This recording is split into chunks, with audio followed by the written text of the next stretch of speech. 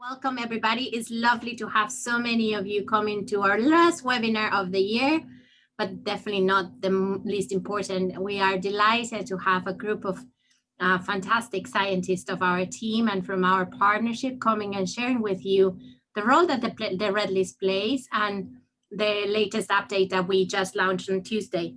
As you heard, my name is Patricia Zurita. I'm the Chief Executive of BirdLife International. I am delighted to be here with our chief scientist, Stu Butchert, Ian Burfield, who leads the Red List team and who is the Ben Olwen and family Red List coordinator for BirdLife, Claudia Hermes from his team, and Vikash Tatai from the Mauritian Wildlife Foundation, the BirdLife partner in the Mauritius. I just wanted to take a second to thank Ben Olwen and his family, because it is thanks to his belief in science and his belief in the role that the Red List plays that we have been able to create an endowment to protect the role of the coordinator of the Red List. That is incredibly important, making sure that we can maintain the updates of the Red List and all of these incredible scientific credentials that BirdLife has thanks to the Red List. You may not be aware, but we have been actually working with the Red List of birds since 1985, when the International Council for Bird Preservation, that was BirdLife known as BirdLife was known back in those days. In 1985, we published for the first time the Africa Red Data Book for birds. And ever since then, we started publishing the status of the birds. In the late 1990s, we were granted the title of the Red List Authority by IUCN. As you may know, IUCN is the organization that brings together all the Red Lists. BirdLife is the Red List Authority for birds. And the interesting thing about the Red List is that it is an extraordinary guide. It actually helps us prioritize our action. It tells us what are the birds that we need to concentrate more on, but not only in terms of direct action to saving those species, but also it has helped us develop the criteria for prioritizing conservation actions in sites. So the important birds and biodiversity areas that have been around for the last 40 years are use threatened species and the Red List as part of the criteria. We've invested over $5 million on this, on the Red List, updating it and making sure that we can have the most up-to-date information every year. We have done extensive assessments of over 50,000 species. And we are the only group responsible for a Red List product that has done 8 comprehensive assessments of all the species. The other groups have done maximum 2. And it is thanks to the belief that we have on how the Red List guides our action, but also on the fantastic support that we have received from donors and the great and arduous work that BirdLife does on fundraising to make sure that we can have the resources to update the list. We are, as you probably know and have heard in the past, BirdLife is incredibly founded in our strong science and will continue to do so. And we use the Red List as a guidance for our work. So it is my pleasure to pass the baton to Stu, who will tell you more about the Red List. And then we will have what I hope is a very active question and answer session. So thanks so much for joining us, and over to you, Stu. Thanks, and welcome again to everyone for joining us today to hear more about this this key knowledge product that's at the heart of biodiversity conservation. And we've been at the heart of the Red List since the 1980s, as Patricia mentioned, and BirdLife International is one of a dozen Red List partners, organisations that have come together to work jointly on the IUCN Red List. And it's probably fair to say that our contributions have been one of the most significant of all of those partners. BirdLife carried out the first comprehensive assessment for any group, in other words, assessing all species for their extinction risk back in 1988, when we published a book that was called Birds to Watch. And we were involved in the development of more rigorous categories and criteria to give a more robust underpinning to the Red List. And again, birds were the first group to which these quantitative criteria were applied back in 1994. And BirdLife have led many of the technical innovations that have been then rolled out more widely on the Red List, including development of the Red List Index, how we track trends over time in extinction risk by comparing the Red List over time, a biodiversity indicator that's now used by the UN and the Convention on Biodiversity to track progress towards global commitments on nature conservation. We developed the methods for scoring how important different threats are to species, the protocol for determining when a species is extinct, the introduction of a possibly extinct classification. And then finally, as another example, how do we determine when a species should be called data deficient, and what are the various reasons for species falling into this category? So our Red List work is of fundamental importance to IUCN and the wider conservation community, as well as being key to BirdLife's own programs, as Patricia mentioned. And today we're going to hear more about the Red List and the process that underpins it. And we're going to hear from the real experts. First, Ian Burfield, who coordinates our Red List team at BirdLife.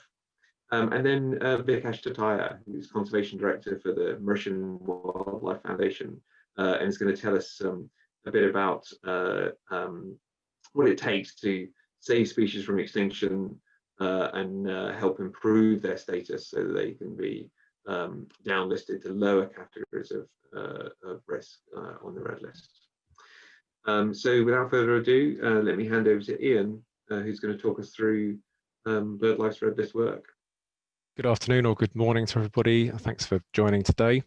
I've been responsible for coordinating the Red List team at BirdLife for the last few years, so it's a pleasure to have the chance today to explain what the team does and how we update the Red List for birds. So, what is the IUCN Red List? Well, it's much more than just a list of threatened species. When the Red List was started in the 1960s and the first red data books, they were effectively annotated list of threatened species. But since then, it's expanded a long way. More than 100,000 species are now assessed on the IUCN Red List, and that number's growing rapidly. And it really is now the world's most comprehensive information source on the conservation status of species, with a wealth of information on all aspects of their conservation to inform biodiversity conservation. And as Stu just highlighted, it's also become a barometer of life. So it can act as an indicator of the health of the world's biodiversity as well, in ways that I'll show you later on. And as a result of that, it is a very powerful tool that can help tell us what needs to be done in order to help save nature through policy and other mechanisms. How does it work? Well, there, as you're probably aware, are a number of categories in the Red List, as shown on this slide here. And by assessing the relative extinction risk of species using a variety of criteria, which we'll come on to, all species can be, with enough information, can be placed into one of these categories of extinction risk, which tells us how close they are to the edge, and therefore how much in need of help to avoid them going extinct. And as you can see at the top, we have categories for extinction and species which are extinct in the wild but persist in captivity. And then the three categories in orange, red, and yellow are altogether they are the threatened species category. So when we talk about threatened species, it's the entities in those three categories that we're talking about. For species that almost but don't quite meet the criteria to be listed as threatened, there's the near threatened category, and then the rest of the species are listed as least concern. That does not mean they're of no concern, but it means in a relative sense and from the point of view of global extinction, they are not currently as of high current concern as the species in the other categories. And then lower down, data deficient, which was also just mentioned. This is where we don't have enough information to confidently assess the status of a species, or theoretically it could be anywhere between least concern and critically endangered. Fortunately, because there is so much information available on birds, actually less than 1%, only about 50 bird species in the world are in that data deficient box at the moment, because for the vast majority we do have enough information to place them confidently in one of the other categories. So what are the aspects of the criteria that we use to assess the Red List status of species? Well, as you can see here, there are 5 Red List categories. And broadly speaking, they're looking at information about the population size and trend of a species, and also its geographical distribution, so its range, size, and trend. and various combinations of those. But in general terms, the smaller the population and range size of a species, or indeed the steeper its decline rate, those things mean it's at higher risk of imminent extinction. We'll come on to the thresholds in a second, but depending on how steeply it's declining or how small its populational range is, this determines which of those threatened boxes it will fall into. Now, I know you can't read that, you're not meant to read that. That's from the IUCN guidance booklet listing all of the criteria and sub-criteria and thresholds which the team use as their sort of one-page summary when they're looking at species. So if we just extract a few of that are easier to interpret, just to give you a couple of examples. In terms of population reduction, we look at trends of species over relative time periods and look at the rate of decline in order to classify it into one of those categories according to the thresholds you see here. So we're looking at either 10 years or, for longer lived species, 3 generations, and looking at the population trend to assign it to a category. We look at 3 generations for some species where, such as seabirds, raptors, various other species that are long-lived, quite slow producing, a population decline can have a similar magnitude, can have a much bigger impact on the population. So we need to scale the trends over an appropriate time period in order to fully assess the impact on the population size. Another criterion, just as an example, criterion D, is about species that have a very small population. And you can see here, populations less than 50 mature individuals are classified as critically endangered, whereas if there are less than 1,000 but more than 250, it would be vulnerable. But we're looking again just at mature individuals here, so juveniles or birds which are not yet old enough, haven't been recruited into the population, don't count when we do these assessments. I think another thing that means the Red List has such a high global standing and recognition is the high degree of governance around it. Stu's already mentioned the Red List partnership, of which BirdLife is one of a number of partners that has continued to grow over time and is really strong backing overseeing the Red List. So Stu himself sits on the Red List committee, which oversees lots of it sets the standards of scientific quality for IUCN and the Red List work on these assessments.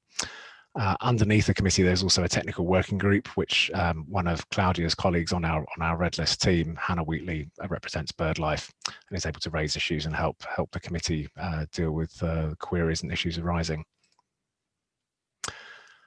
And as I showed you earlier, that one-page summary of the categories and criteria, that's taken from the document on the left here, which in itself that's a bit like these 2 documents together, I would say, are almost like the Bible, the touchstone for the Red List team. So they're referring to those all the time, and as you can see, they're quite copious. So more than 150 pages together of information that need to be checked and consulted. These documents, well, especially the document on the right, the guidelines, is updated very regularly because new situations arise where guidance needs to be developed.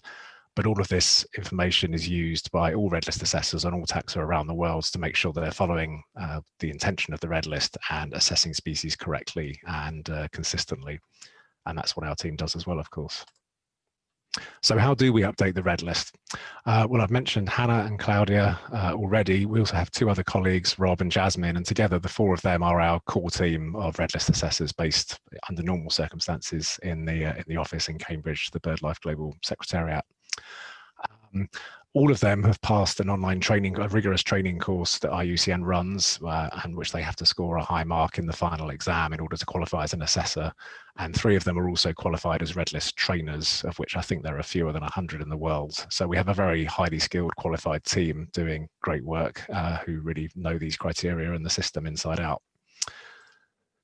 Beyond that, of course, we have BirdLife's Secretariat and regional colleagues, especially from our Preventing Extinctions programme. So they're always feeding up information from BirdLife partners and other experts and contacts in their regions, passing them on to our global team to be aware of new information or concerns about species. And then we have that much wider global network of experts. I think our database of species experts numbers about 3,000 people now tagged by particular species. So every now and then we will go out to them and ask them if they have any new information about a species that we need to consider when we're reassessing its status. But it's a big challenge. It's both a blessing and a curse to be responsible for updating the Red List for birds, because there is so much information out there. They are so well known and studied and loved that almost every year. You can see here on average something like 300 new scientific papers are published in the literature, which are relevant to bird conservation. So the team has to monitor those journals, distill out the relevant information on bird species, put that in a species new information folder alongside other information from emails to be aware of when they come around to reassessing its status. So there's an ongoing job there. And as we know, there's lots more data are becoming available on birds all the time through citizen science portals and platforms like eBird. You can see the amazing growth here of observations submitted to eBird over the last decade or so, more than 140 million observations, I think, in the latest year.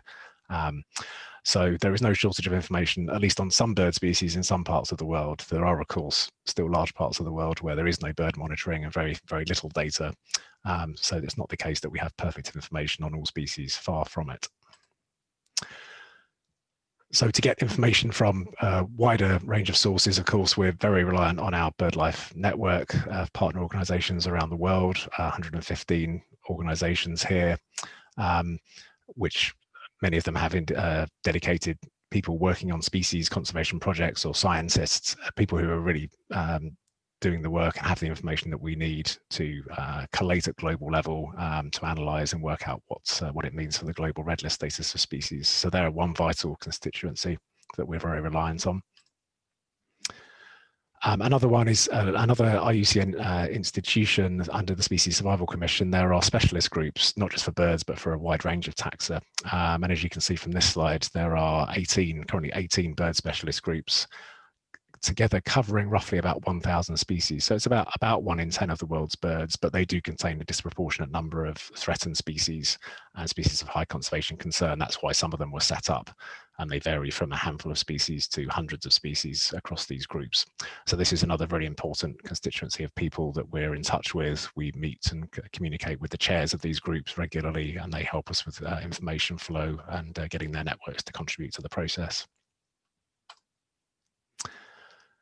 Aside from those things, we're also lucky to be able to benefit from some other regional and sub-global products which do provide some of the information we need on bird population sizes, trends, threats, etc.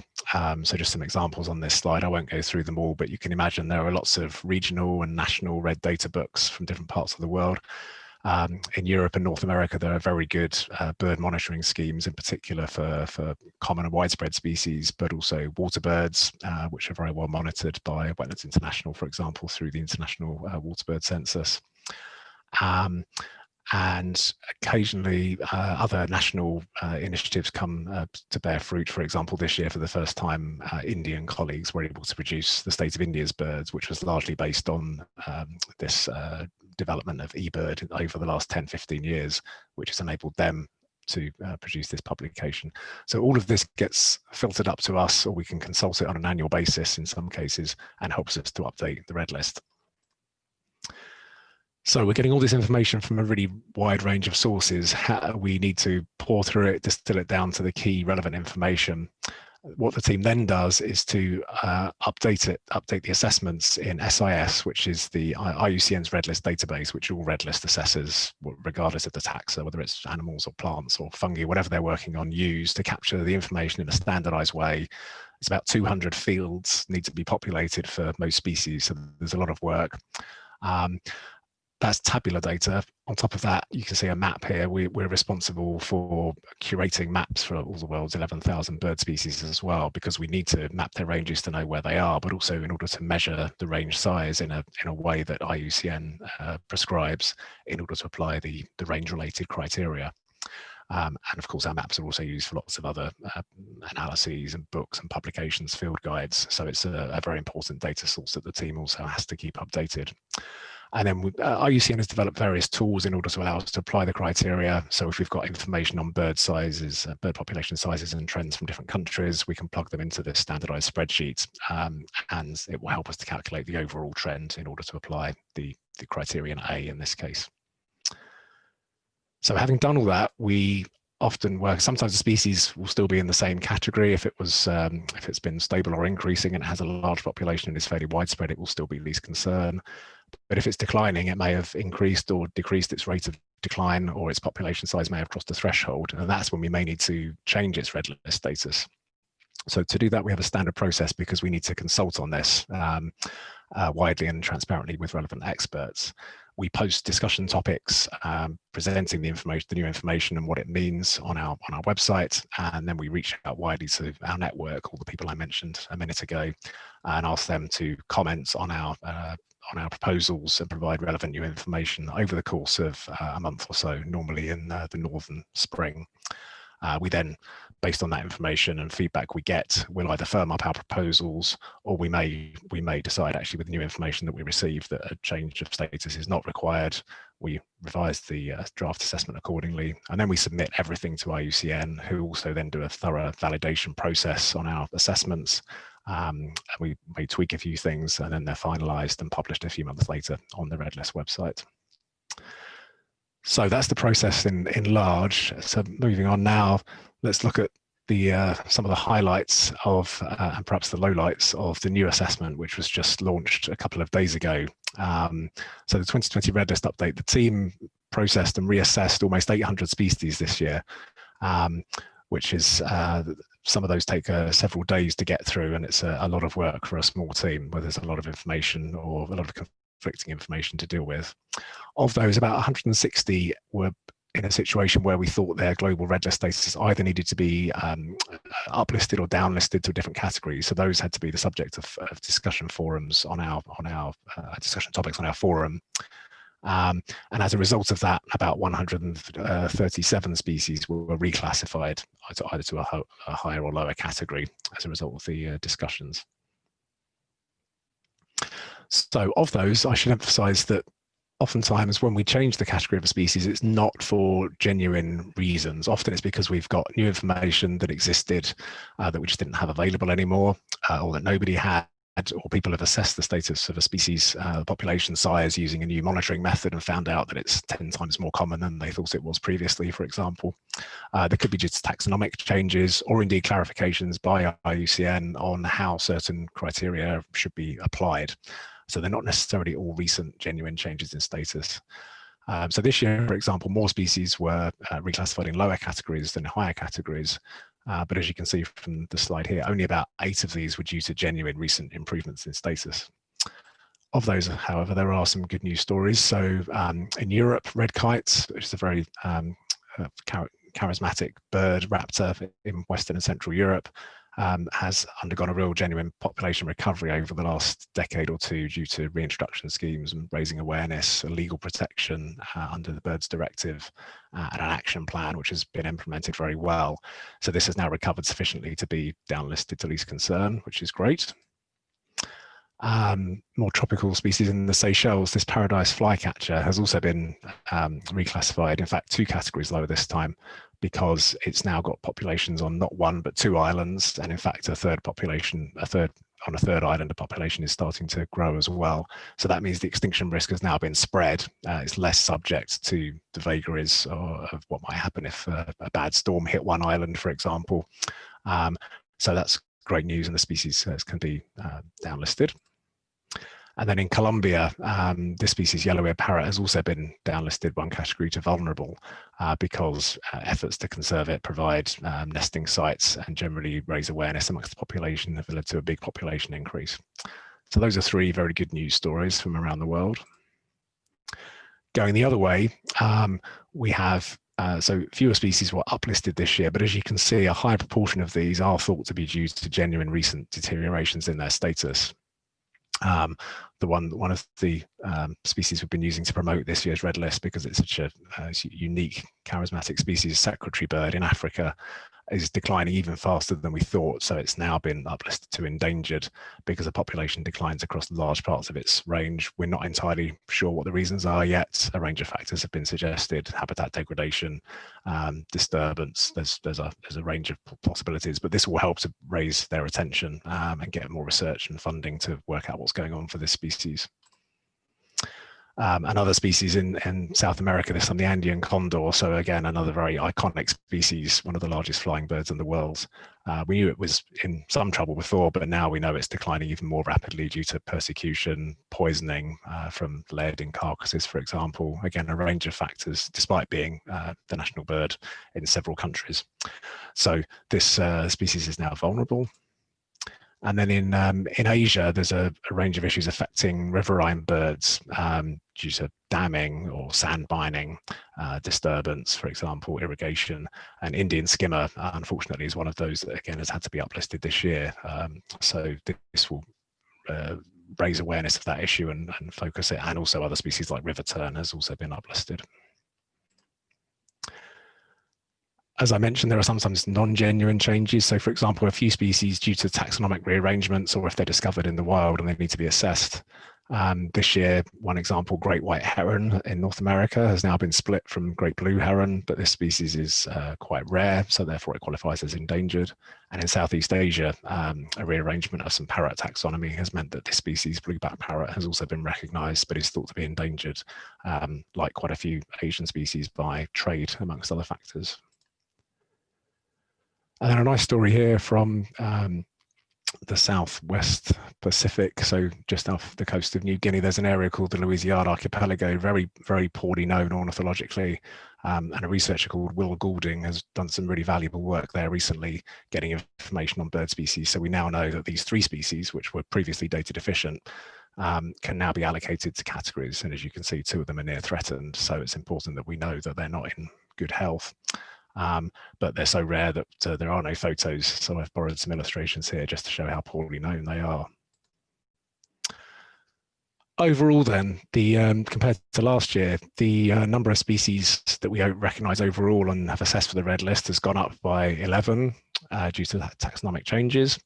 And as you can see, there's been relatively little change to the numbers of species in threatened categories over that time. A few more least concerned species, but those are mainly for non-genuine reasons, as I explained. But overall, still roughly about 1 in 8, between 1 in 7 and 1 in 8 of the world's bird species are threatened with extinction, which is obviously a big problem that we're, BirdLife and others are tackling as a priority. At the same time that we released the Red List update this year, we also released our annual taxonomic checklist update. So that lists not only the new Red List status of species, but lots of other information. And for the first time this year, we've actually also included all the subspecies that we recognise and the taxonomic notes by which first appeared in the volumes 1 and 2 of the illustrated checklist of birds of the world that we published with HBW a few years ago. So these are now available on our website on the data zone page. And another recent development concerned with taxonomy is that BirdLife's taxonomic working group is now part of the IOU working group on avian checklists. So this is representing the various global taxonomic checklists of birds, trying to work together to see where we can harmonise and perhaps come up with one list of birds of the world in the future, but at least to have more collaborative discussions on various taxonomy issues, given their importance for setting priorities for conservation and other matters. How is the Red List used? Well, it's used in lots of ways by lots of audiences. So I've just copied a few examples here, but in terms of BirdLife's use of it, Patricia already mentioned earlier that it's not just our Preventing Extinctions program where it sets priorities. It also is very important. Some of the IBA criteria that help us to identify crucial sites for birds and all the other biodiversity are based on which species are threatened and how threatened they are. So it fundamentally helps us to do that. But also BirdLife's other conservation programs, for example, on migrants, on seabirds, on forest birds. 2/3 of the world's birds are forest birds, especially in the tropics. Many of them are threatened, and also alien invasive species. So all of those programs benefit from, and in fact are informed by the Red List and what it tells us about which species are threatened and where they are, and allows us to produce publications like State of the World's Birds as well. So it really has a very big impact on conservation. For my last couple of slides, I just wanted to talk about one of the uses that Stu mentioned in his introduction about Red List indices. And as Patricia explained, because we've done so many comprehensive assessments of the world's birds, so we're halfway through the 8th, so we've done 7 so far. We're able to look at genuine changes over time across suites of birds, whether it's all the world's birds or families of birds, and look at genuine changes and the balance of those, what that means for trends in the group as a whole. And that allows us to produce red list indices. So that's what the graph on the left shows. So essentially, the higher the value, if nearer to 1, all species will be in good condition and least concern, whereas a value of 0 would mean they were all extinct. And as you can see, the line's going down over the 7 assessments we've produced to date. So the extinction risk of species as a group of birds is getting worse rather than better. If you then break that down just by groups, birds in particular groups, which again we did in State of the World's Birds, you can see here, for example, Old World vultures are doing particularly badly. So the red lines in these graphs are for all birds and the blue lines are for the groups concerned. And they have declined particularly precipitously, as I'm sure many people are aware, especially in Asia and Africa. Hawaiian endemic birds are also in real trouble and have been for a long time due to a variety of problems there, including, for example, avian malaria, climate change, as well as invasive species and so forth. And you can see some other groups here as well. So this allows us to produce relevant graphics and information to track trends in, to look at particular policy questions as well. We can look at which bird species are pollinators and how they're faring, which ones are affected by alien invasive species. So it has lots of uses. Once you've got this information coded up for 11,000 species in a consistent way over time, you can do an awful lot more with it and add value to what the Red List does. And indeed, because this is such a useful and unusual data set, it's been picked up by some global processes looking at wanting to track progress towards, are we on track to, for example, in this case, prevent the extinction of species by 2020. And clearly we haven't managed to do that. We've had some successes, but overall the Red List index is still going down in all these regions. So this was published in a report just a few months ago. But to finish on a slightly higher note, a recent publication that Stu and Claudia and the rest of the Red List team were involved in was looking at which birds and mammal species are still with us because of conservation action that's been taken in recent decades. So the graphic I've included here is for the last decade, which species are considered to still be extant because of conservation action. And you can see that's 18 species which were it not for conservation action would almost certainly be extinct by now. The top few of those are extinct in the wild, the 6 listed there in grey, but one of those already has been downgraded. So this time last year, we were celebrating the reclassification of Guam rail from extinct in the wild to critically endangered. And hopefully in the coming few years, more of those extinct in the wild species will be re-established wild populations. So this is a clear sign of where the Red List has helped us set priorities, identify what needs to be done, and conservation has prevented extinctions. So we should definitely celebrate that, and we just need more of the same at a higher level and scaled up. So I'd just like to thank everybody who's supported the team's work over a very long time, both the Red List work itself and the underpinning taxonomic work. We're incredibly grateful also to everybody who contributes, all the experts out there and our partners and the specialist groups and beyond who helps us by providing information through their networks. And we hope that they continue to do so we can continue to make the Bird Red List even better than it currently is and keep setting the high standards that were mentioned earlier. Thanks very much. Brilliant, thanks Ian. So now we're going to go from the global to the national and local scale, and we're really privileged to be joined today by Vikash Tataya, who is a Conservation Director for the Mauritian Wildlife Foundation, the BirdLife partner in Mauritius. Vikash has worked for MWF for nearly 25 years, leading their conservation projects, both on birds, as we're going to hear about today, but also other wildlife species. And Mauritius Wildlife Foundation is really one of the leading lights of the BirdLife Partnership. The analysis that Ian was just referring to, where we attempted to assess which species would have gone extinct without conservation action, highly relevant to the Convention on Biological Diversity targets that governments adopted a decade ago, one of which was to prevent extinctions. We were asking how did the world do in making progress towards this target. And 3 of the species that we identified as likely to have gone extinct without conservation action since the CBD came into force were in Mauritius and the associated islands of Réunion and Rodrigues.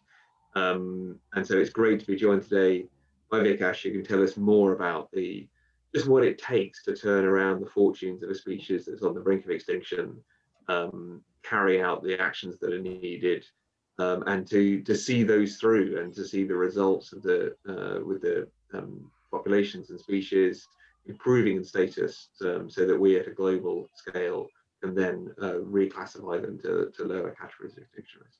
So over to you, Vikash. We look forward to hearing more. Good evening. Thank you very much for inviting me to present on the bird conservation successes of Mauritius and Rodrigues, mainly led by the Mauritian Wildlife Foundation. The birds that I will be talking to you about are birds that have become world famous because they have been saved from extinction. Here on the screen, you can see the Mauritius Kestrel, the Mauritius pink pigeon, and the echo parakeet. But from the neighboring island, we also have the Mauritius Fody and the Rodrigues warbler, 2 species that have also been saved from extinction on the island of Rodrigues. Now, just to put it in context, Mauritius is part of the Madagascar and Indian Ocean biodiversity hotspot. And you can see the positions of Mauritius and Rodrigues here. We are about less than 1,000 kilometers east of Madagascar. Now, in the 1970s, the Mauritius Kestrel, the Mauritius pink pigeon, and the echo parakeet became the rarest bird of their kind in the world. The rarest bird of prey, the rarest pigeon, the rarest parrot, when the numbers dwindled to very low numbers. And I know this is not a bird, but we also have the unenviable spot of having the rarest fruit bat in the world, being the Rodrigues fruit bat. Now, Stuart Butchart has looked at the number of extinctions which have been prevented thanks to conservation action. And quite interestingly, over the period 1984 to 2004, he's identified that 31 birds have been saved from extinction around the world. And amazingly, 5 of these species are from Mauritius and Rodrigues. This analysis has also been done by Hoffman et al. In another publication, and more recently by Richard Young of Durrell Wildlife Conservation Trust. And what is interesting here, looking at number of animals, including birds, but also reptiles and mammals that have been saved over a number of years, what came out is that 9% of species that have been saved globally were from the Republic of Mauritius. Now, you can see that the numbers were very low in the 1970s, or at their lowest point. And the Mauritius Kestrel has been restored from 4 individuals, including a single breeding female, to currently 350 birds. Whereas the pink pigeon was at one time known from 12 birds, and now there are more than 800 birds. And the pink pigeon of Mauritius went down to 9 individuals in 1990, although it was rare even before then. And today we have more than 400 birds. So they have become textbook examples of bird restoration in the world. Now let's look more closely at the pink pigeon. It was downlisted to vulnerable in 2018 when there had been over 400 individuals.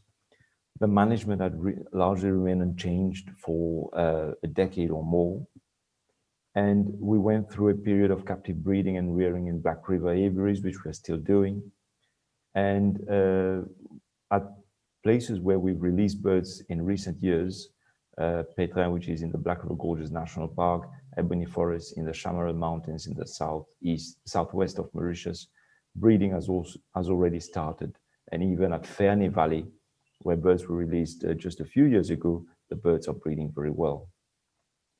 We have also done something very interesting last year, was to bring back birds from Jersey Zoo in the UK, and there are a number of other zoos who are going to be participating in this genetic management exercise.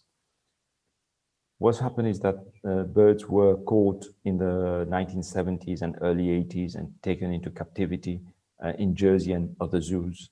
And what we've found is that there's genetic diversity in captive populations, which is not to be found in the wild population on Mauritius. So we are trying to bring back this genetic diversity by importing animals that have got these genes in captivity back into the wild on Mauritius. So we are already at a stage which very few projects get to, which is genetic management. And what we aim to do is to get 600 birds from the current 400 plus birds that we have. And that is what we are aiming to do over the course of the next few years. And here you can see a neat little graph to show the trend line for the species. Of note is that you will see that there are a number of years where the restoration of the species does not take off. So from the 1970s to the 1990s, you can see numbers remain very low. But there is a time lapse for conservation actions to actually kick off in a good way. And we've seen that with many of our species, as you'll see later. You also note that although the species has been doing well, you do get dips now and again because of disease, because of predators, and some populations, especially of pigeons in the world, are known to go through these dips from time to time, and that is characteristic of pigeon populations worldwide. But that's not to be too scared about, because the numbers go back up again. Now, another bird that has been saved from extinction is the echo parakeet, which was downlisted to vulnerable last year, 2019. And currently we have more than 800 birds in the wild. We have released birds at 2 sites in recent years, Fernie on the east coast of Mauritius and Ebony Forest in the southwest coast of Mauritius. There is breeding happening already on the east coast of Mauritius.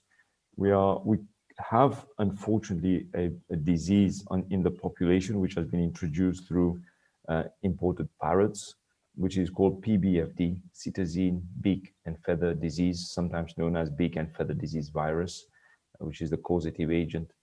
And we are constantly reviewing our management so that this disease has even less of an impact on the population. Of interest is that, as I was mentioning, is that breeding has been observed at recently established subpopulations.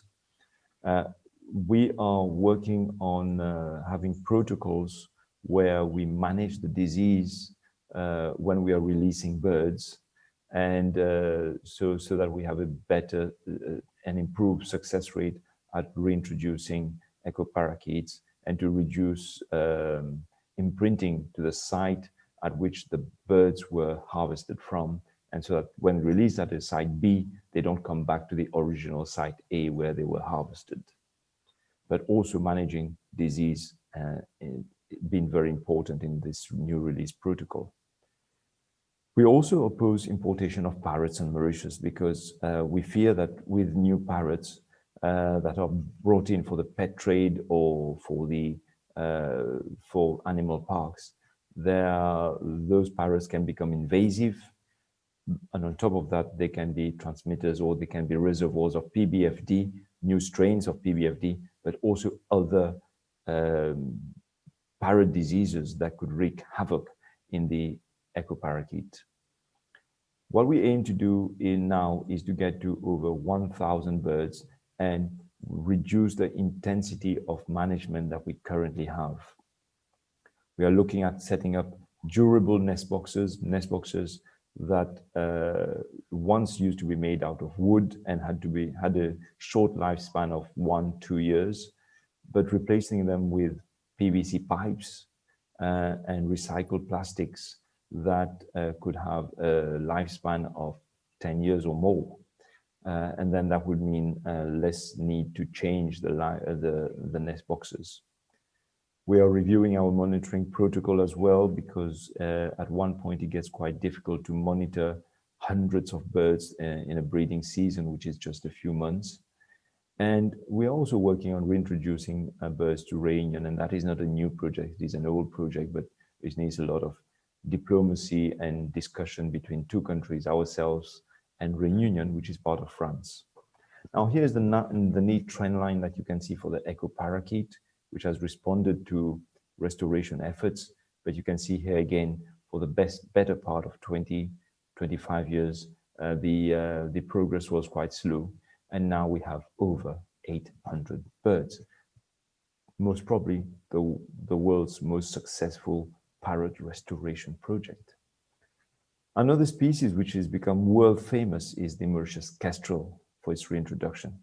It nearly went extinct in 1974 when there were just 4 birds left, including 2 females, 2 males, and only one of these females was breeding. The species was downlisted to vulnerable in 1994, and when there were around 600 birds. And unfortunately, a hard-learned lesson was that once you take the eyes of the ball, and we thought we could be a little bit complacent about the success of the Mauritius Kestrel.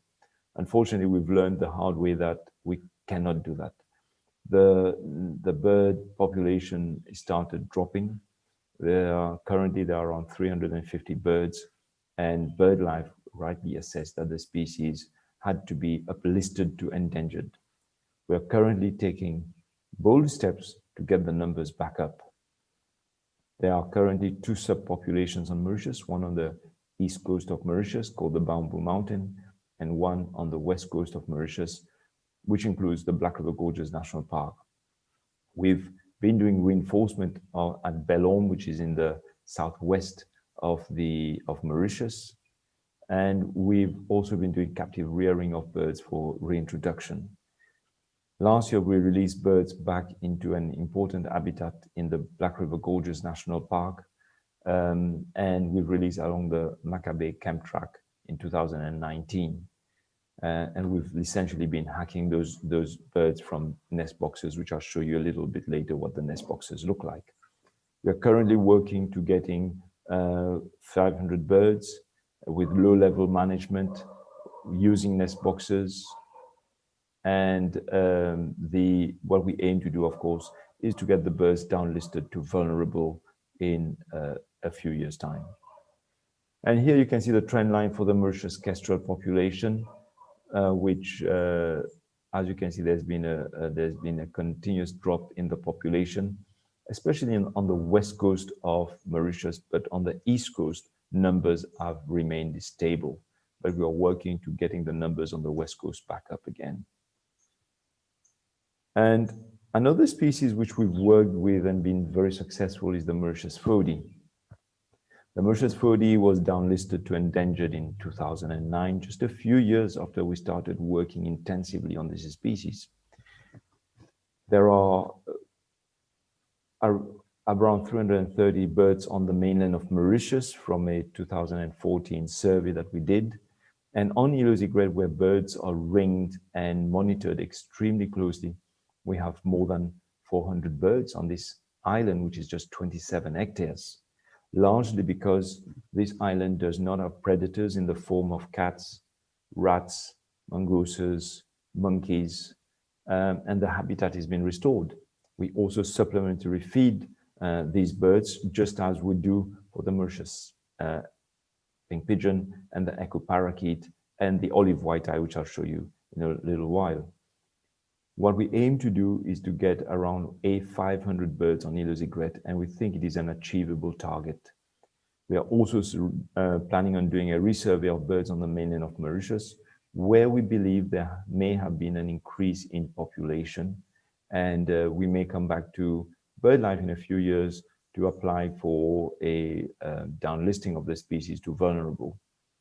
But we are also working on reintroducing the birds to a mainland island. So a mainland island is an area which is relatively free of rats, thanks to A24 traps, which we are buying from New Zealand, and which we've been setting up with great success. And we are also trying to reduce the amount of Brudifacum rodenticides, as we know it is adverse to the environment. And in fact, we've decreased the amount of rodenticides in many, if not most of the sites, and we're using it more judiciously. But we also plan on reintroducing Mauritius Fody to offshore islands that are free of rats in the future, but we've had to put that on hold right now. And again, as I mentioned, we would like to downlist the species to vulnerable, especially if the population on the mainland turns out to be quite sizable. Here you can see the trend line for the Mauritius Fody. And as you can see, we started work in the early 2000s. Numbers ramped up very quickly after we released birds on Île aux Aigrettes, which is an island in the southeast of Mauritius, which you would have heard of in the news over the recent few months, because that was the site where a major oil spill, the Wakashu oil spill, hit us at the very center, at the very heart. Now, another species which we've been working on for over a decade is the Mauritius olive white-eye. This species is still listed as critically endangered. Again, the 2014 passerine survey on the mainland established that there were between 120 to 270 birds. The species is thought to be declining. On Île aux Aigrettes, although we released a small number of birds, thanks to breeding, we have over 60 individuals on the island. The scope of getting a lot more than 60 is not foreseeable, simply because the birds are territorial and they defend those territories with a lot of energy. And we do not believe, unlike the Mauritius Fody, where we get numbers of over 400 birds, we do not believe that that is ever going to be possible for the Mauritius olive white-eye. So the Île aux Aigrettes population is increasing, but very slowly with the current management and the ongoing habitat restoration. We have been supplementary feeding those birds, and we've been working with Zoological Society of London, for example, to improve the supplementary feeding of these animals, reducing the amount of time that we spend giving the food to these animals, but maintaining the nutrition in what we give. We are also trying to address the declining population on mainland, mainly by monitoring, but also at times we have been controlling rats at some of these populations. The aim is to increase the number of birds on Île aux Aigrettes to 70 birds through our habitat restoration and supplementary feeding, and keeping the island free of invasive pests such as rats. But also to continue the survey on the mainland of Mauritius. And here I'd like to thank Chester Zoo and Durrell, who have been helping us quite significantly in this effort. And we would hope to reintroduce those birds to the mainland island, which we are creating in a place called Breeze Fair, which is in the Black River Gorges National Park. And whilst I'm at it, I just wanted to thank the Mauritius National Parks and Conservation Service, which is a department of the Ministry of Agro-Industry, who are our supporters and our partners in our bird conservation and other conservation works. So you can here see the trend line for the Mauritius olive white-eye, unfortunately critically endangered, and it appears that numbers are still going down, or the slight increase is thanks to Île aux Aigrettes, where we maintain over 60 birds. But the Mauritian mainland population may be declining, unfortunately. So you can see here the different trend lines for the species that I've talked to you about so far. Again, showing for the echo parakeet and the pink pigeon this lag phase, which I was telling you about. You can see the Fody population, which is in red, which is quite interesting. Population declined from the 1970s, remained stable through the 90s, and once we started doing work with the population, and thanks to the single population that we have created on IUCN Red numbers have ramped up very nicely. So how did we go about saving those species? A suite of methods, including captive breeding. Here you can see of pink pigeon and Mauritius kestrels. We've also been reintroducing birds into the wild. Here you can see of the pink pigeon, but also of the Mauritius cuckoo shrike, which is another bird that we've started working with. And predator control, improving rat control here of through better provisioning of rodenticides. But of course, as I mentioned, we are reducing the amount of rodenticides that we are using, moving to these nice traps, nice rat kill traps that come from New Zealand, which we found to be very successful. And we've also been doing supplementary feeding here. You can see of echo parakeets and Mauritius pink pigeon, but we also supplementary feed the olive white-eye and the Mauritius Fodys. And nest box provisioning. Here you can see of a nest box that we've designed, that we've been using since the 1970s, made out of wood, which is the Kestrel nest box. And on the right, an echo parakeet nest box. As you can see, this is made of PVC, so they are long-lasting. But the Mauritius Kestrel box, which you can see on the left, this one is in wood, but we are now moving to recycled plastic for durability. We also monitor all of our species very closely.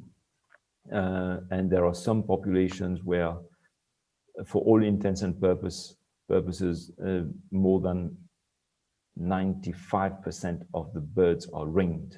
So the Mauritius pink pigeon is ringed to a very large extent, except for the odd bird, which is not ringed, but we are always in the process of catching those up. But for the echo parakeet, with over 90, if not close to 95% of birds are ringed. And for the Mauritius kestrel as well, 95% plus may be ringed. So we have a large database, and this allows us to answer many questions and to conduct quite a number of research, which I'll come to in a while. But we also conduct habitat restoration. Here you can see on IUCN Red, but we also conduct habitat restoration for the species in the Ferney Valley and in the Chamarel Mountains, thanks to our partners who are from the private sector. And here on the right, you can see habitat restoration on Rodrigues, which has favored the Rodrigues Fody. And all of our programs have important research component done with and in collaboration with foreign universities, but we are also building a collaboration with the University of Mauritius, and we closely monitor and study our birds, and we have produced a long list of master's and PhD research.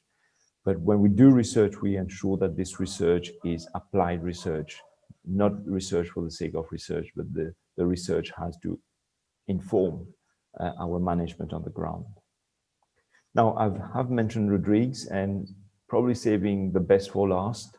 As I mentioned, in Rodrigues, we do a lot of habitat restoration of the nature reserves. We also do a lot of education and working with the community. And that is quite interesting because 2 birds have been saved from extinction without going into captive breeding, reintroduction, predator control, and all the suite of methods, but solely have employed habitat restoration, protection of watersheds, and education. Here you can see the here you can see the Rodrigues Fody, which went down to 10 individuals in 1968 when there was very little habitat left on the island through wood cutting and historical habitat clearance. And today we have, I would say, between 4,000 and 8,000, probably closer to 8,000 individuals. And the species was downlisted to near threatened in 2013. Another species which was very rare in the 1960s and was even thought extinct in the 1960s. And although, as we know survived in very low numbers through the 1970s, there are now over 4,000 individuals of this species, which again was downlisted near threatened in 2013, together with the Rodrigues Fody. So the bird on the right is the Rodrigues warbler. So when you think of the magnitude of increase of these two species, they probably could rank as the most successful bird projects in the world in terms of magnitude of increase. So if you take, for example, the Rodrigues Fody going from 10 to nearly 8,000, we're talking of an 800% increase. And if you look at if I'm getting my maths right, and the warbler from nearly extinct, say 8 again to 4,000, so that's a mighty increase. And here you can see the downlisting as they've happened. Mauritius Kestrel going from critically endangered to vulnerable, but unfortunately going down one rung of the ladder. Pink Pigeon, which has been downlisted to vulnerable in 2018, Echo Parakeet downlisted to vulnerable in 2019, Mauritius Fody is downlisted to endangered in the early 2000s. The Mauritius olive white-eye, which is still classed as critically endangered, but we are working on it. And the Rodrigues Fody went from critically endangered to near threatened, as well as the Rodrigues warbler in 2013. And in terms of stepwise increases in bird downlisting, I think Mauritius may rank as one of the leading countries in terms of stepwise downlisting of birds, even accounting for the fact that the Mauritius Kestrel was uplisted to endangered at one point. So here you can see the suite of methods that have been used to restore species. The species with the least input, least variety in inputs are the Rodrigues Fody and Rodrigues warbler, which has been relying mainly on habitat restoration and education. But at the other extreme of that, you have the Echo Parakeet, which literally has used every single piece of management technique they can think of, from captive breeding, reintroduction, predator control, supplementary feeding, nest box provision, monitoring, habitat restoration, and research. And two species which I've not mentioned or mentioned only briefly are the Mauritius cuckoo shrikes, which are fairly new projects. And here you can see for the Mauritius cuckoo shrike, we've done captive breeding and reintroduction, monitoring and habitat restoration, and some research. A fairly new project, a species which we found to be very difficult to work with. We are having quite a lot of problems, but these are all teething problems which we are working to overcome. And this species would need to be reassessed. Currently classed as vulnerable, but it might be closer to endangered, if not critically endangered. But that would depend on our surveys. And lastly, you can see the Mauritius paradise flycatcher, which is a bird which we've used a totally different suite of technique here. We have collected young birds, adult birds, family groups, and we've translocated from the west of Mauritius to reintroduce to the east of Mauritius. Again, we need to refine our techniques because unfortunately the birds have been imprinted to the site where they've been collected from, and a good number of birds, if not most of the birds, have returned back to the site where they were collected from. One of the challenges of working on a small island and trying to do direct translocation. And again, we're trying to find out if we can improve our techniques so that we get more faithfulness to the site where birds are released. Now, As you can see, we've downlisted quite a number of birds, and but it's not always been without challenge. Besides the technical challenges, the underground challenges, we also have the problem, the real problem that some of our supporters may not support downlisting, but we feel that if a bird has triggered the parameters for downlisting, let it be, that they have triggered, and we have had some funders that have stopped funding our work, wishing to engage in other species that are more threatened.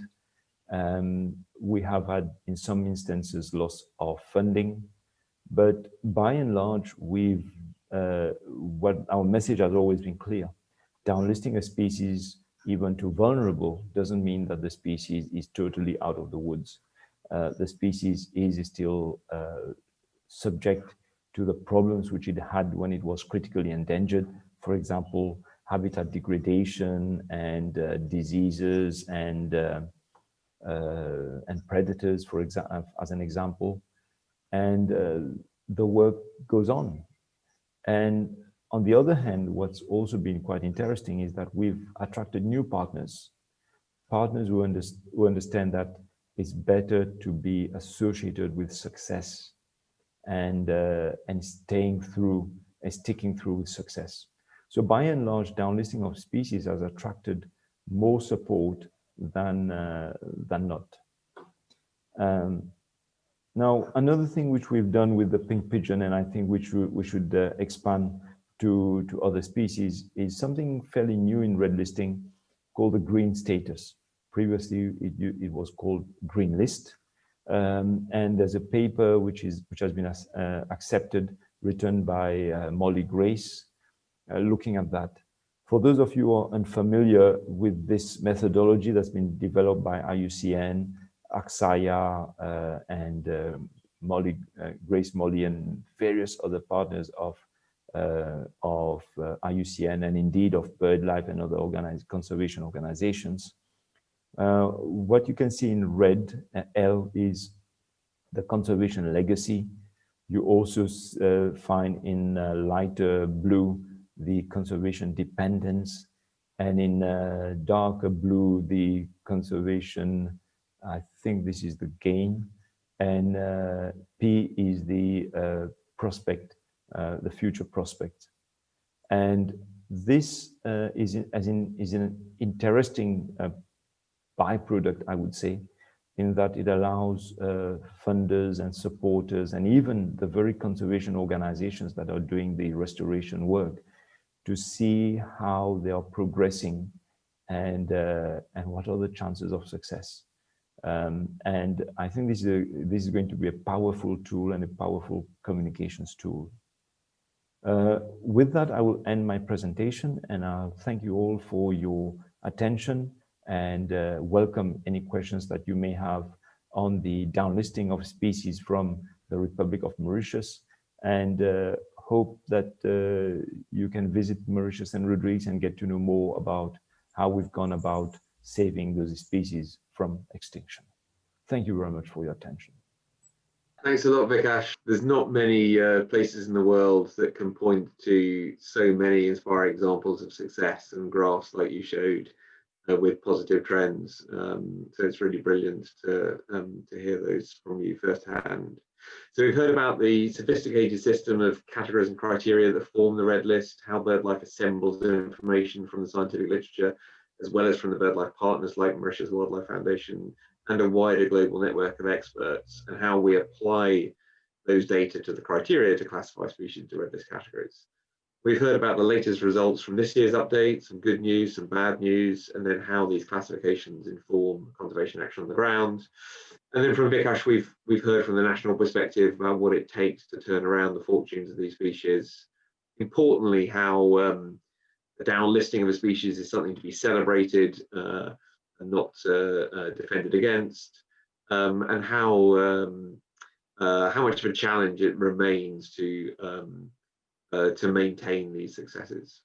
So now we welcome your questions and comments, and Vikash, Ian and I are joined by Claudia Hermes, one of our Red List assessors, to answer your questions on the Red List, how it works, how it's used, what it all means, and how it underpins conservation. And Patricia is going to manage the session. Let's see if I can. Thanks so much, Vikash and Ian, and thanks, Clau, for being with us. Okay, I want to start with Vikash because that's where we ended, and then we'll go into the complications and complexities of the Red List.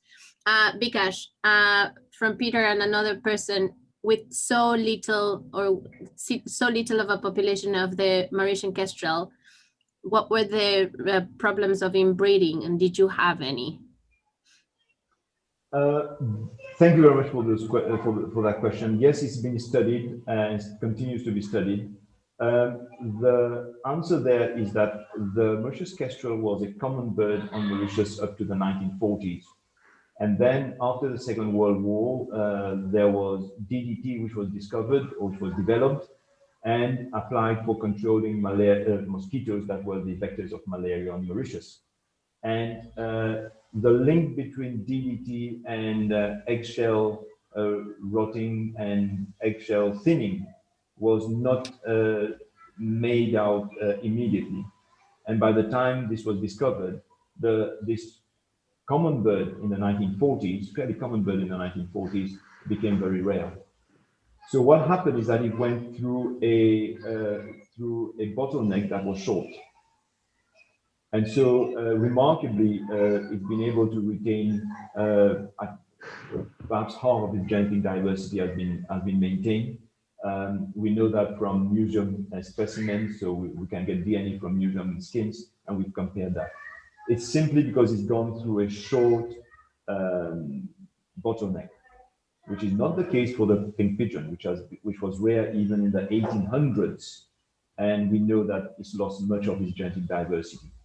We cannot create, we can conserve genetic diversity, but unfortunately, unless there's mutations, we can't create genetic diversity over a short span of time.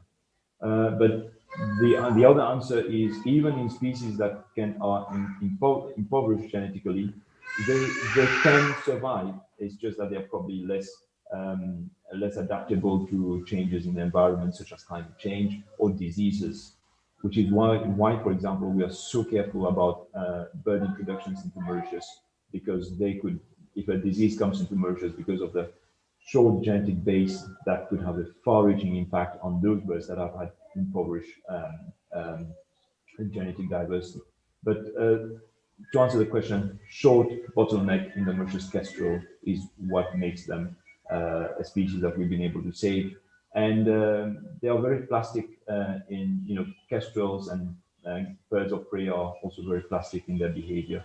But that said, on the west coast of Mauritius, they are still declining. On the east coast, they're stable, and that's due to habitat degradation on the west coast of Mauritius, not due to genetics. It's habitat degradation and its predators.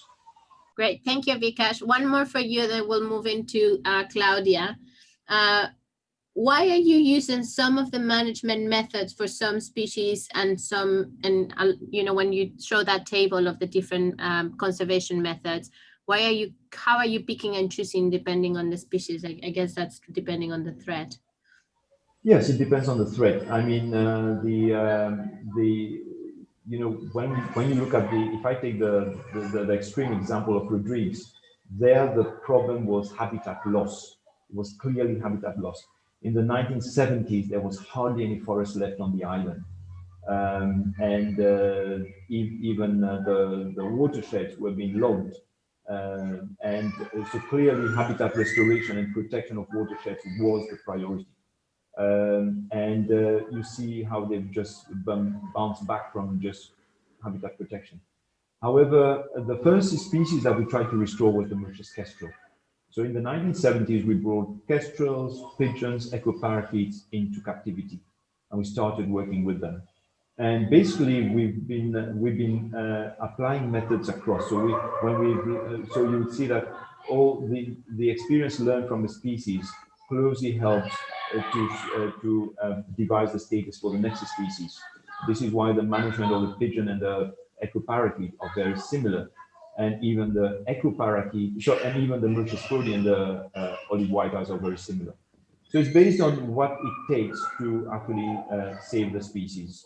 And for example, thankfully, we identified that there was no need to do captive breeding and releases of Rodrigues Fody and Rodrigues warblers, and that was rightly so. Predators are a big problem for our birds on Mauritius, far than they are on Rodrigues. On Rodrigues, there are no monkeys, there are no mongooses, for example. So on Mauritius, unfortunately, as bad as it sounds, but we have to control predators on Mauritius. Otherwise, we would not have had such successes. Predators and competitors, and we do also have to control bird competitors and bees, wasps, also in nest boxes, so we have to control those. And you know, minor birds that come and take nest boxes of our echo parakeet and Mauritius kestrels. So we do have to control those. So it depends. You know, it's bird specific as well, but we also learn of one bird for the management of the other. Thanks, Vikash. All right, so let's get into the nitty-gritty of the red list that you guys understand a lot better than me. Claudia, so there's a question from Marcus about whether the criteria is always together taking into account for the assessment of the threatened status, or how does that work? So as Ian said, we have 5 different criteria, and we always try to assess a species against all of them, depending on data availability. All these criteria are equally important. So it's not like one gets a higher weight or so. So sometimes we don't have data to assess a species against all of them. So for example, criterion E, where it goes, which deals about the extinction probability of a species, it's very difficult to get data that is detailed enough that IUCN would accept this.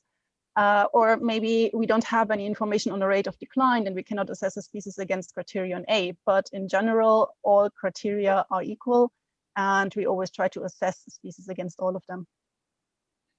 Thanks. Let me move into Ian.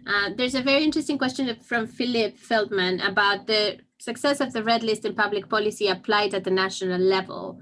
But how do we use the national evaluations and assessments to become guidelines for implementation at the regional level? So the other way around. Thanks.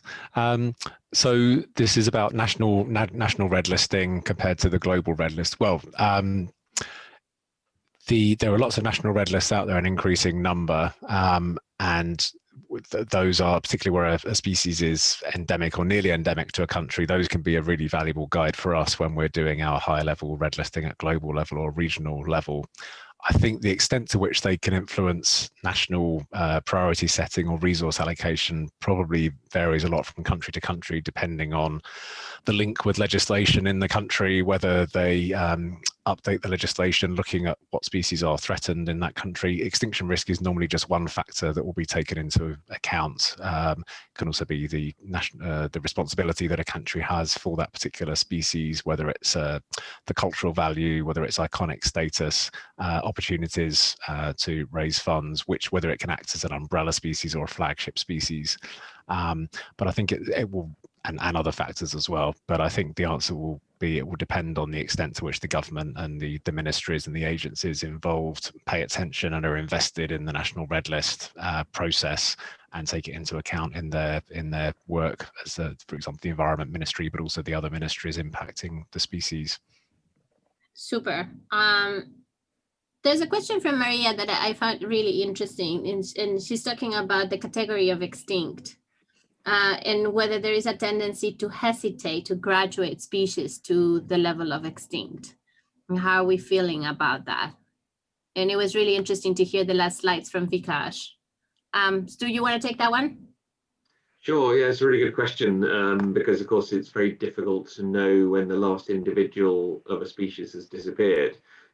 Most of the world's birds are nothing like the ones that Vikash described, where they've got almost every individual colour ringed and they know exactly which individual is where and what its life history is. for some species in remote areas or that are difficult to detect, nocturnal species, it's really hard to tell. So BirdLife have done quite a lot of work on addressing this, and we published a trilogy of papers a couple of years ago which set out methods for how to determine the likelihood that a species has gone extinct or not, and then apply those to the red list categories. And then we applied these methods to all candidate bird species in a subsequent paper a couple of years ago.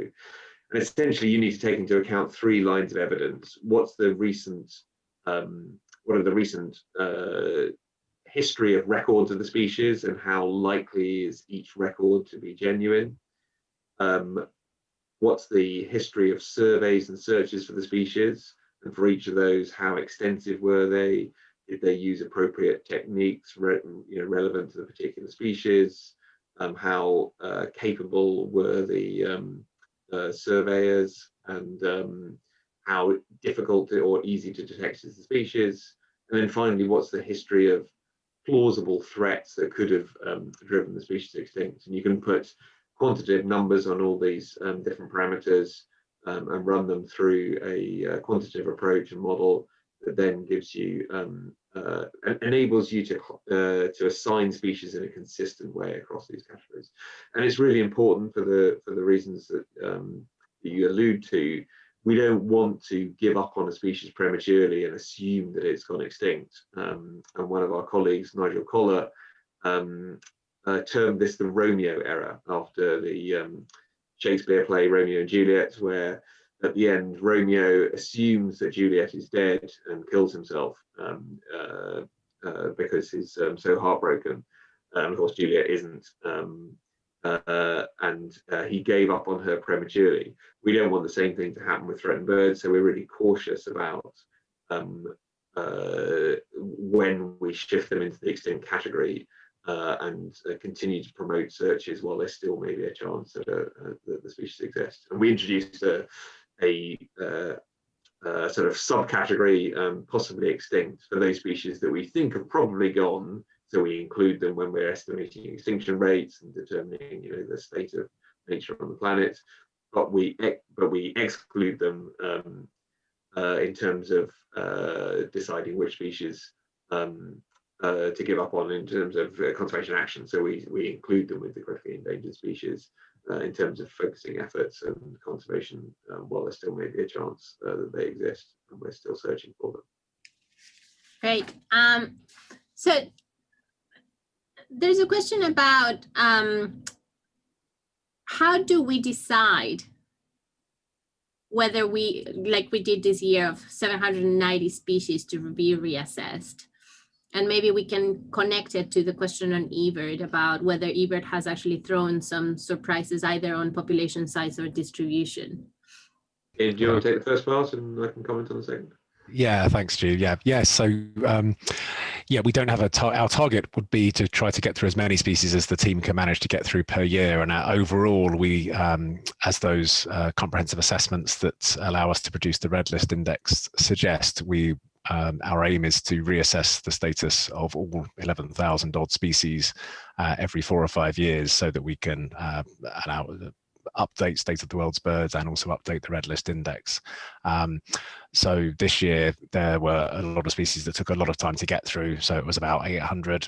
Other years it's more than that, but it's an ongoing rolling basis. So we release a global Red List update every year for a certain portion of the world's birds, depending on which regional assessments have been produced in the meantime that we can incorporate, and depending on capacity fluctuations. But the aim is every 4 or 5 years to get through them all. And the second part of the question, Stu, are you okay to take that? Yeah, so eBird, for those of you who don't know, is an extraordinary resource. It's a website and an app that has functionality that allows you to submit the birds that you've seen, whether in your garden or your local nature reserve or wherever. And people do this so they can keep a record of all their sightings. But so many people are doing it across the world now.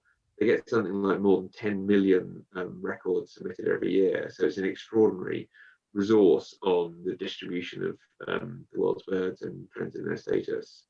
And we're increasingly collaborating with Cornell University, who are the guys that run this platform, to explore its utility and make the most of this wealth of information to inform conservation more broadly, and including in red listing.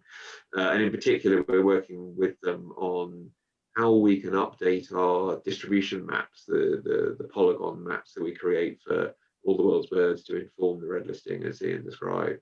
And how can we use the information flowing into eBird in a much more timely fashion to update those maps, and to try and do that in a more semi-automated way.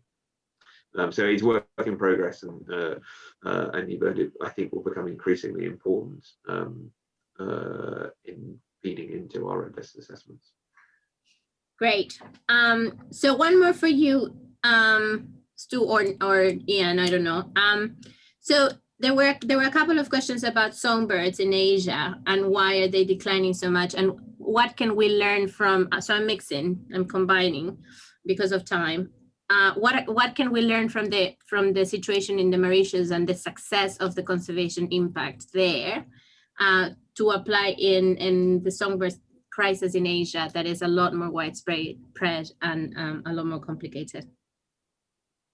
Yeah, I can have a go at the first part at least, and maybe Vikash's views on the second part might be interesting. But yeah, well, we've known about declines affecting a lot of Southeast Asian species in particular for a long time, parrots, cockatoos, for example, but increasingly over the last decade or so, our awareness about the plight of many songbirds has also come to light. It's partly as a result of some taxonomic splitting, so we now recognise more species there.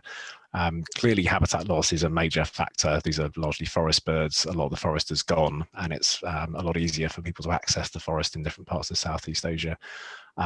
There's a long cultural tradition in some parts of Southeast Asia for having songbirds as pets in cages, for example, in parts of Indonesia. And recently there's been a big increase in quite lucrative songbird singing competitions with lucrative prizes. So that is driving demand for people to go into the remaining forests to capture these birds, to enter them in competitions to potentially win big money.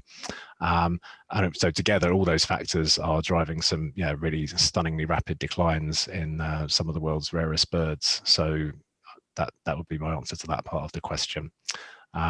What can we learn? Well, Vikash, what would you suggest are the lessons we can learn from your successes in Mauritius, please? Well, I would say, first of all, we have one difference with the Asian songbird. I don't know the songbirds that well, but one difference is that we do not have a cage bird problem on Mauritius. And unlike some other countries, we don't have bird hunting has been a problem. So the people problem are not as significant as in some other crises. But what lessons can be learned would be if ever they had to go through captive breeding, the way that you would raise some of these birds may be similar to the way that we would raise, say, cocoa shrikes that are heavily dependent on insects in terms of reintroduction techniques, monitoring. So there can be parallels.